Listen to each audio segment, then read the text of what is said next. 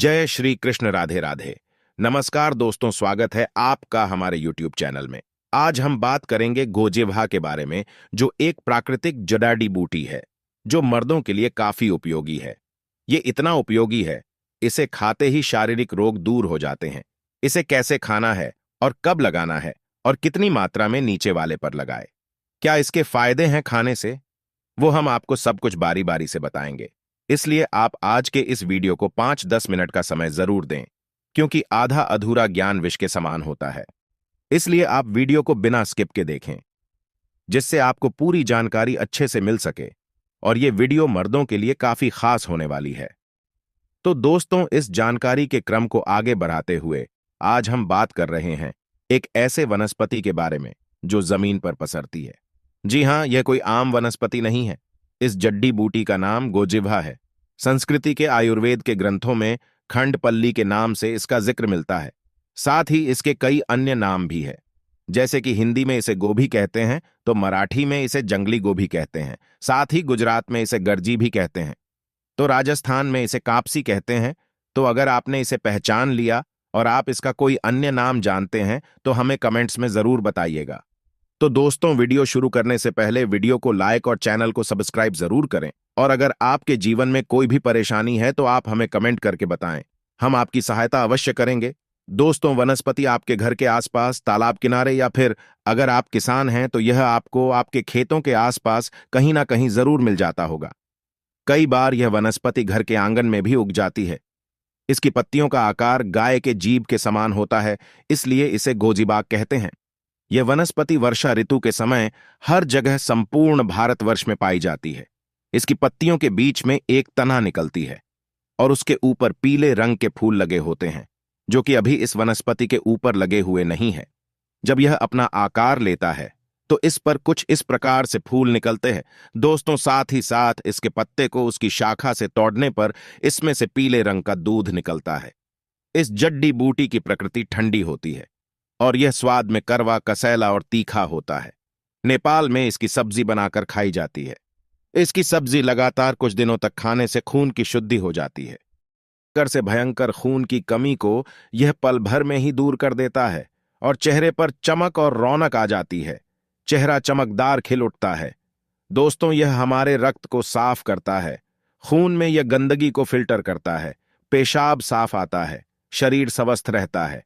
इसके अलावा इस वनस्पति के कई अन्य आयुर्वेदिक फायदे भी हैं, जैसे कि आप इस वनस्पति की सहायता से दांत के दर्द को ठीक कर सकते हैं।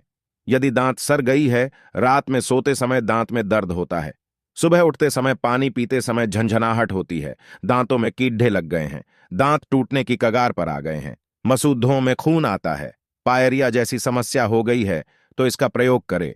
इसकी जड़ें को सुखा लें और पाउडर तैयार कर लें। उस पाउडर में 5 लौंग पीस लें, फिर ब्रश करें। ब्रश के द्वारा से पेस्ट करें।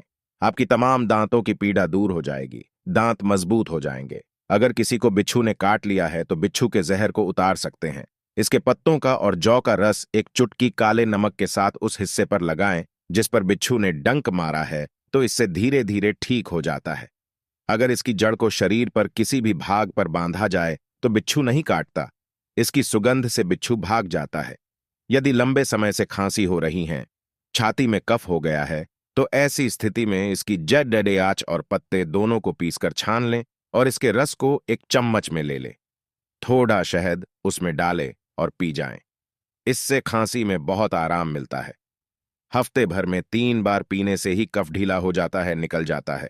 दोस्तों, इसकी पत्तियों को पीसकर चटनी बना लें। एक लेप तैयार करें और घाव पर लगाएं। धीरे धीरे घाव सूख जाता है। यदि बुखार में इसकी जड़ का काढ़ा बनाकर पिया जाए तो बुखार जड़ से समाप्त हो जाता है और फिर काफी लंबे समय तक बुखार जल्दी नहीं आता। बवासीर के मरीजों के लिए यह जड्डी बूटी किसी अमृत से कम नहीं है। इसकी चटनी बनाकर देसी घी डालकर धीमी आंच पर भूनकर खाने से दोनों प्रकार की बवासीर नष्ट हो जाती है, ठीक हो जाती है। इसके साथ साथ कहीं पर घाव हो गया है, घाव जल्दी ठीक नहीं होता है, बार बार उसमें से बदबू आती रहती है, तो घाव को भी ठीक कर सकते हैं। लेकिन इसका प्रयोग किसी जानकार वैद्य की निगरानी में ही करना चाहिए। तो दोस्तों, ये थी हमारी आज की संपूर्ण जानकारी। हर पेड़ पौधों में अपनी कुछ ना कुछ अलग विशेषता जरूर होती है। हर पौधे धार्मिक दृष्टि से देख लीजिए, चाहे आध्यात्मिक दृष्टि से देख लीजिए, चाहे आयुर्वेदिक की दृष्टि से देख लीजिए, कुछ ना कुछ बीमारी को ठीक करने में ये काम जरूर आते हैं और इसमें कुछ ना कुछ चमत्कारिक शक्तियां जरूर छुपी होती हैं।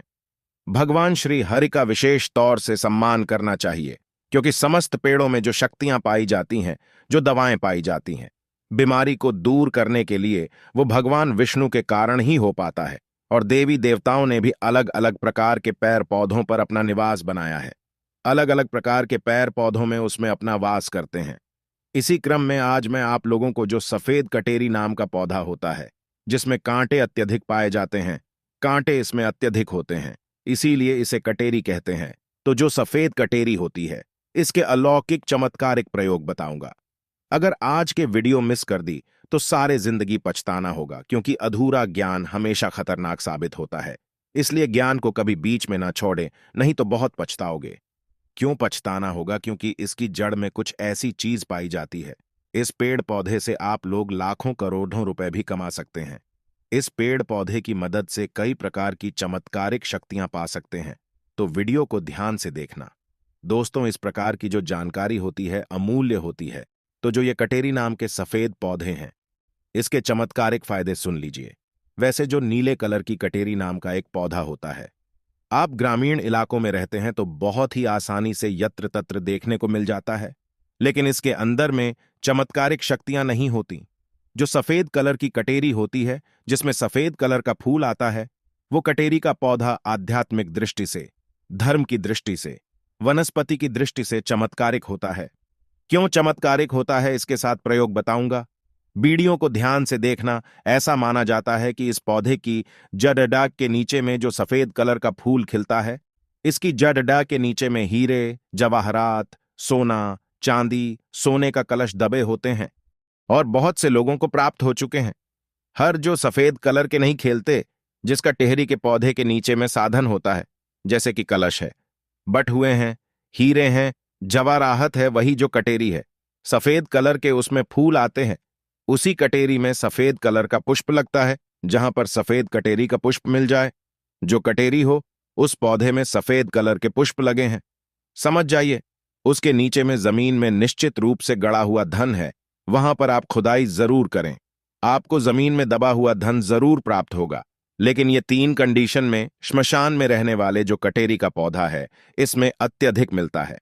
दूसरा हमने देखा है जो मंदिर के पास के पौधे हैं, सफेद कलर की कटेरी उसमें मिलता है।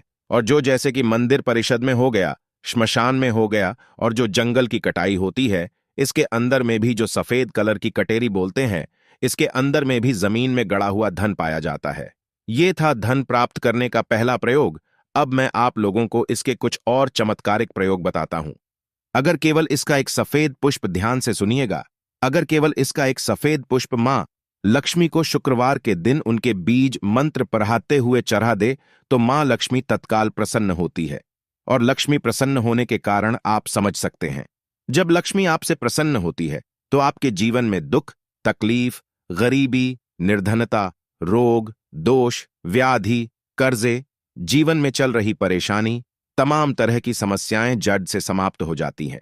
जो लोग लक्ष्मी को प्रसन्न करना चाहते हैं, ऐसे व्यक्ति अगर उनके पुष्प मिल जाते हैं तो इनके पुष्प का प्रयोग कर सकते हैं।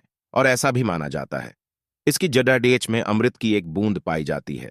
इसलिए सोते समय इसकी जड्डाक को से सिरहाने में रखने से, ध्यान से सुनिएगा, इसकी जड्डाट को सिरहाने में रखने से बीमार पड़ी डहा व्यक्ति भी, जो खाट में पड़ी डहे व्यक्ति है, कुछ दिन तक अगर इसकी जड्डाट को तकिए के नीचे में रखते हैं तो बीमार पड़ा जो व्यक्ति हैं, चलने फिरने में असमर्थ है, ऐसे व्यक्ति भी चलने फिरने में, दौड़त दहाने में समर्थवान हो जाते हैं।